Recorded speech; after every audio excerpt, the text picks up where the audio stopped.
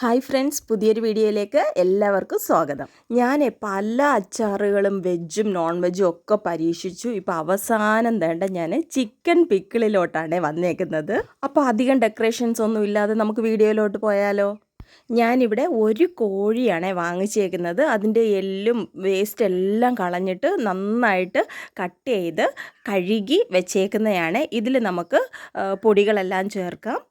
അതായത് ആവശ്യത്തിനുള്ള ഉപ്പ്, മഞ്ഞൾപ്പൊടി, കുരുമുളക് പൊടി, പിന്നെ മുളക് പൊടി ഇത്രയും ചേർത്തിട്ട് നമുക്കത് നന്നായിട്ടൊന്ന് മിക്സ് ചെയ്ത് വെക്കാം, ഇളക്കി യോജിപ്പിച്ച് വെക്കാം. ശരിക്കും പറഞ്ഞാൽ എനിക്ക് ഒരു പ്ലാനും ഉണ്ടായിരുന്നില്ല ചിക്കൻ പിക്കിൾ ഉണ്ടാക്കാനായിട്ട്. പക്ഷേ എൻ്റെ ഒരു ഫേസ്ബുക്ക് ഫ്രണ്ട് ഉണ്ടല്ലോ, പുള്ളിക്കാരന് എന്തോ മരുന്ന് കഴിക്കുന്ന കാരണം ബീഫ് ഒന്നും കഴിക്കാൻ പറ്റത്തില്ലെന്ന് പറഞ്ഞു. അതുകൊണ്ട് ചേച്ചി ഉറപ്പായിട്ടും എനിക്ക് ചിക്കൻ പിക്കിൾ ഇട്ട് തന്നേ പറ്റത്തുള്ളൂ, കാശ് നോക്കുകയേ വേണ്ട എന്നൊക്കെ പറഞ്ഞ് നിർബന്ധിച്ചുകൊണ്ട് മാത്രമാണ് ഞാൻ ഈ ചിക്കൻ പിക്കിൾ ട്രൈ ചെയ്യുന്നത്. പൊടികളെല്ലാം പുരട്ടി ഒരു അരമണിക്കൂറെങ്കിലും നമ്മൾ റെസ്റ്റ് ചെയ്യാൻ വെക്കണം. അത് കഴിഞ്ഞിട്ട് ഒരു പാനിലോട്ട് നമുക്ക് എണ്ണ ചൂടാക്കാനായിട്ട് ഒഴിച്ചു കൊടുക്കാം. എണ്ണ നന്നായിട്ട് ചൂടായതിന് ശേഷം റെസ്റ്റ് ചെയ്യാൻ വെച്ചിരുന്ന ചിക്കൻ്റെ പീസസ് നമുക്കിതുപോലെ ഒന്ന് ഇട്ട് കൊടുക്കണം. ഒന്നൊന്നിനോട് തൊടാതെ സെപ്പറേറ്റ് ആയിട്ട് വേണം ഇടാനേ. ഇപ്പോൾ നമ്മുടെ ചിക്കൻ നന്നായിട്ട് ഫ്രൈ ആയിട്ട് വന്നിട്ടുണ്ട്. ഇനി നമുക്കിതിനെ ഒന്ന് കോരി മാറ്റാം.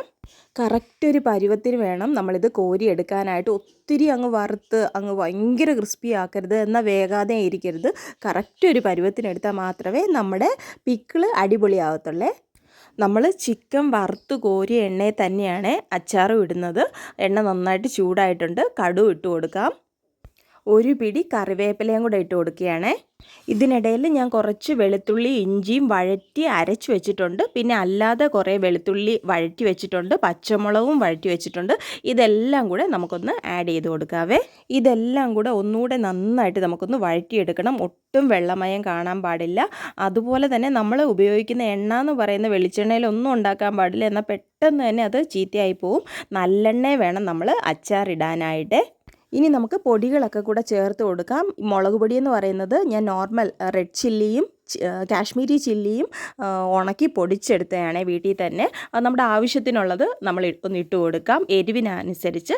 പിന്നെ നമുക്ക് മഞ്ഞൾപ്പൊടി ഇട്ട് കൊടുക്കാം. ഉലുവ പൊടിച്ചതും കായപ്പൊടിയും കൂടെ ചേർത്ത് കൊടുക്കണം. ഇത് ഇത്രയും ചേർത്തതിന് ശേഷം നന്നായിട്ട് ഇളക്കി യോജിപ്പിക്കാം. ഇതിൻ്റെയൊക്കെ ഈ പൊടികളുടെയൊക്കെ ഒരു പച്ചമണം മാറുന്നത് വരെ നമ്മളിതൊന്ന് വഴറ്റി കൊടുക്കാം.